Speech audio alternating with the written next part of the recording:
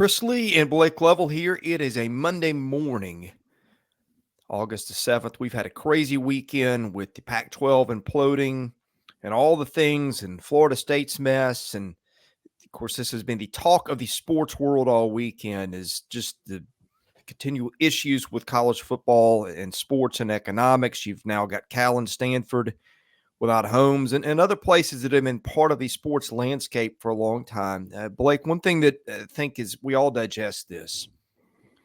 I don't think anybody's really happy about the way things have gone down. Now, I understand it, especially in light of the Pac-12 schools leaving. You've got economic concerns at the root, and who of us in charge of a school would not want to protect ourselves and get a downside of whatever. Interestingly enough, it tells you how bad it got in the Pac-12 that Oregon and Washington took reduced shares. But Blake, we talked pre-podcast, and there was one thing that I've said this for a long time that I think could have prevented a lot of the issues that you see. And I think they're ruining sports in a lot of ways. I think there'll be some good that comes out of expansion, but they're also killing a lot of the things that you and I come to the TV on Saturday to watch. And it's one thing. Where's the leadership been? Why have we not had a commissioner for college football? Why have we not had a commissioner for all the major college sports? When you fly planes into an airport, what do you have in the tower, Blake? I am going to go with what is air traffic controllers. Yes. Why do we not have air traffic controllers for all these airports that are different sports? And look, the NCAA's mistake for a long time has been having the NCAA to look over things and said, we're going to have the same rules for women's diving that we're going to have for football. And everybody knows the stupidity of that now. But I just look back, college is just so devoid of leadership right now. The NCAA has not led anything in a competent manner as long as you and I have been alive. Why did we never get to the point where we had commissioners for sports to oversee things? Because to me, that might have prevented a lot of things other than just every conference going out and having to act on its own. Maybe they do that anyway, but I just wonder, why did we never have a single guiding hand for every sport to say, hey, wait a minute, guys, before we go and ruin leagues and create these travel situations where, Washington volleyball is traveling to Rutgers or fill in the blank with whatever problem we have now created. Why do we never have it to where we had commissioners of sports that helped oversee these things? And maybe this would have happened anyway, but I think it would have been a lot less likely. I'm trying to find some music to play over your rant here. I feel like that would really add to the presentation. But we're not that technically sound, as you guys know. I mean, look, it's like you said. I think it's always been something that's been debated. You could go back and find articles and probably videos and radio and like all you could find stuff years and years and years back with everyone kind of debating this topic in terms of why it's necessary. And I think the common theme is that what would it be like? And I'm just asking the question, and it kind of feeds into everything you just asked.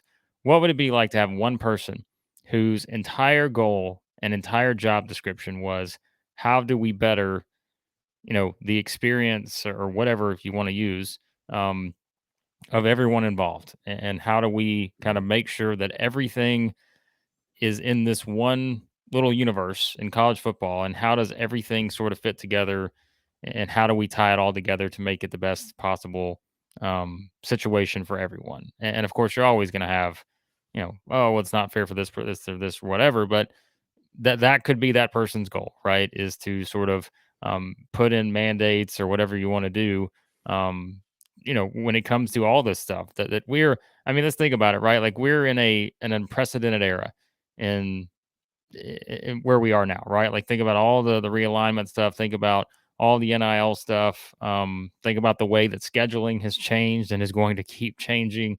Um, rules with recruiting have changed. Like there are just so many different things that have changed. So yeah, I mean, you're not the only one. I'm sure that, like I said, that's called for this, because you could look back at so many different sort of topics and discussions on this. But yeah, if you just had one voice that sort of oversaw everything, maybe a little bit easier to navigate than where we are right now. So Yeah, I guess people are going, well, what would the point be? The point would be to oversee something to where I don't think the best interest of the game is being looked after. And look, I'm all for free markets. I'm not anti-free market. You at the end of the day, you've got to pay your bills. And that's another thing that is sort of made this complicated. You got Title IX concerns that people have had to deal with for years, and you've got women's volleyball being balanced on the backs of football and all the things that people know. But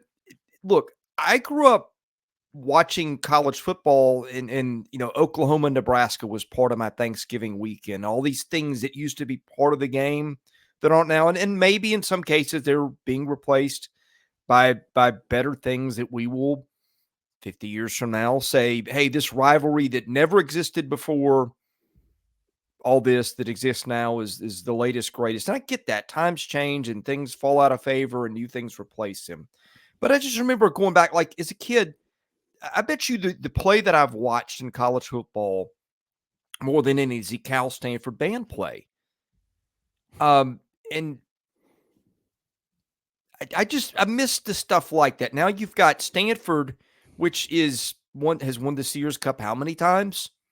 Sitting here without a home. Now look, Stanford will play ball in something in a couple of years, probably some form in the Mountain West. Who knows? Maybe it looks like an ACC Pac-12 merger if the ACC gets raided with Florida State leaving and Clemson, and God only knows what's next. And we're doing this on, what is it, Monday, October the 7th. So if stuff changes between now and the time you see the video, it will. we're gonna date stamp it with that. But I don't know. So many things that I have enjoyed about college sports, I feel like we're going to be missing out on because you didn't have a person or an entity that was looking out for the best interest of the health of the game. And I just think with all the avalanche of changes, with the rosters looking different every year in basketball and football, and one day your favorite player is playing for your team, and then next year he's playing for your biggest rival. Just so many things that I could put into one bucket of the games are not being looked after. And that's disappointing because I don't know where this is going next, and I don't know that I'm going to like it. Well, look, I mean, it's again, you can make the case for and against, and I think what's interesting is, if you're arguing against this idea, yes, like you can just sort of say, hey, it's not realistic for that to completely change everything, but I don't think that's the point here. Like, it's not going to solve every problem, but does it, help improve certain things? And I think what it comes down to is this, and I've seen this mentioned, kind of looking back at some things before we did this, knowing this was going to be what we discussed. Who does the SEC care about most, Chris? The It's SEC, right? members. The SEC Yeah. cares about who does the Big Ten care about the most, right? The Big Ten. Who does, and keep going down the line. All these Yeah. conferences that they are solely focused on improving their own conference. And as we've seen, it's by any means necessary in many cases, because it is about improving your conference to the point to where, whatever any other moves anyone else makes, you're okay. And that's where we've seen the Pac-12, right? They were not okay when these moves start happening because they realized that they were not in that position. So Yeah. everyone is looking out for their own interest here. And if you go this route, well, then, you put someone in place where the interest, as we said from the start, is more about the group versus just the one entity. And I think that's what, has been kind of an argument for a lot of people for something like this. So, Yeah. I don't think the sport is better off. Like, okay, football drove this. You've got a baseball program at Oregon State that's won what, 3 national titles in the last 15, 16 years. You've got Stanford has been in the College World Series the last 3 years. I mean, and that's just baseball, right? We remember when it looked like the Big 12 was falling apart and Kansas was not going to have much of a home. You're just sitting there going, how do we get to the point that Kansas basketball is irrelevant in the discussion of everything? I think it's a bad spot where we get to the point where everything is being driven really by TV. And I know we're not breaking new ground here. I get it. We've had this discussion before. But when you don't have a boss in the room, TV is your boss, and that's what's happening. Yeah, I mean, it's, like I said, revenue is what this all comes down to, and that's what's led to a lot of jumping here and jumping there. Again, we talk about the Pac-12 and the mistakes it made over the years, and they all just kind of compounded now to leave them in the situation they're in. Who knows what's going to happen with the ACC situation? We talked about that in depth on the previous video. And yeah, I mean, there's a lot of questions, and so I think again, I'm curious what you guys think. As always, when we have discussions like this, we open it up to you because we want to know what you think in the comments. Are you for a college football commissioner? Are you against a college football commissioner? Would it work?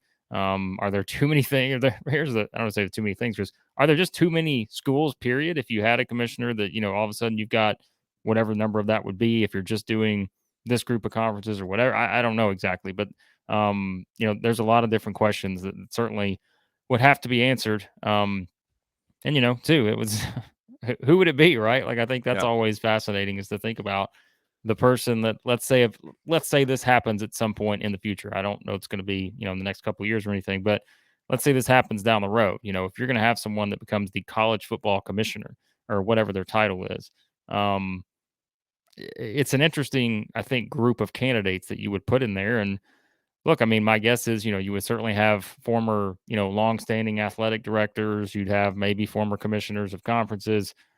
I don't know that you would have like a head coach, a retired head coach, perhaps. I feel like that again, you go back to the interest thing, but yeah, so it's an interesting debate, and I think it's one that I'm curious to see what our viewers think because I know there are some strong opinions on this topic, and like I said, you could certainly make arguments in both directions. I think on something like this. Okay, if you're the god of college sports or the czar of college sports or whatever, and you could just dictate that this guy is now the commissioner of college football. Give me some names that you would put up for consideration because I've got some, and I want to go through also basketball and baseball. I've got some names in Oh mind my. for each sport. Well, you're more prepared than I am, so you just start going Okay. through your list. Well, I'm So. gonna give you a couple of names, and you feel free to poke holes in. I think college football could do a lot worse than having Greg Sankey as its commissioner. Sure. And again, this is, I guess I would say this is sort of, we're agnostic in terms of who would hurt. Like that would leave a big void in the SEC. We're not trying So to. he'd have to be removed from. He'd have to be far removed from the SEC probably at that point, because otherwise you're going to get the Big Ten and other. Yeah, I Yeah, see I what mean, you're saying. Nick Saban would be a good one. I think Nick Saban would be do a tremendous job. I'm sure we could think of. Saban was mentioned. So every time I've seen this discussion brought up, Saban. I'm sure Auburn fans probably aren't mentioning Nick Saban, but I've seen a lot of people maybe just from a neutral standpoint mention Nick Saban. If you're just looking at if you take a coach and try to put him into that category, he has been one that has been mentioned in that role. So. Yeah, and again, we're an SEC centric channel. I'm sure there are names from the Big 12 or other conferences of the Pac-12 where you could say, hey, this coach would be good. We're doing this on the spur of the moment on a Monday morning. College basketball. I've got a name in mind. I don't know how good he'd be as a commissioner, but he's a guy that a lot of people liked and respected who left the game recently because it's just become a mess. And that's Jay Wright at Villanova, Blake. It's an interesting one. Yeah. I mean, I think it'll come back to what does the job entail? What does the like it's the job description part. But yeah, I mean, I think for college basketball, certainly we could, look at former coaches like that. And I'm sure, like I said, there are guys out there that, you could think of and kind of look at just their history and all that. I mean, Dan Leibovitz, who was the associate commissioner for the SEC, now is back in the Big East now, I think. I mean, he's someone that's always been well respected. And so yeah, so I think it's guys like that would certainly be, I think, considered in the basketball sphere. So for baseball, I got two names and they're very different. I think Tim Corbin at Vanderbilt would be an outstanding baseball commissioner. And I think if you want to go with the guy that just got so sick of fighting the NCAA, but is very well respected, and I think has got good motives and people in mind, Ron Polk is another one that I think would bring a lot of ideas to the table and have a lot of respect also. Well, I mean, again, I'm fascinated because here's what I think about them. Like, there are going to be some people, and I get it. They're going to say this is never going to happen. But at the same time, you think about how fast moving things have been in Yeah. college sports over the past 5 years. Even you just say 5 years.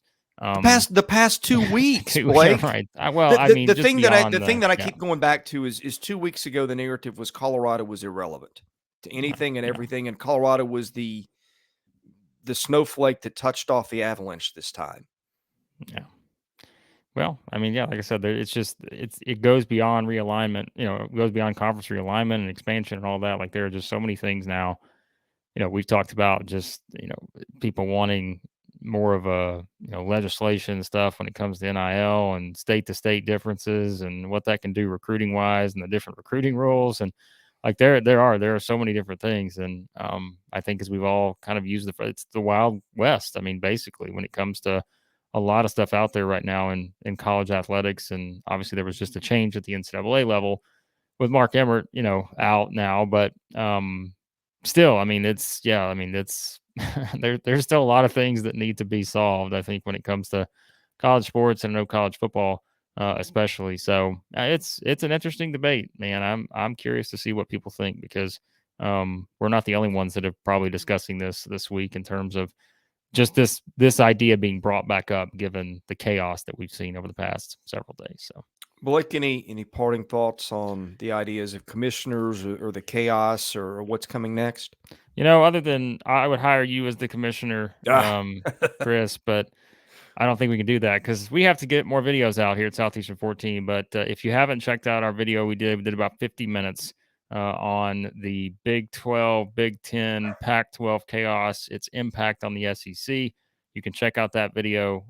Actually, one of our biggest videos we've ever done. That was a lot of people had some strong thoughts on that. So check that out. And yeah, we've just got a lot more stuff coming. Get you ready for football season previews, predictions.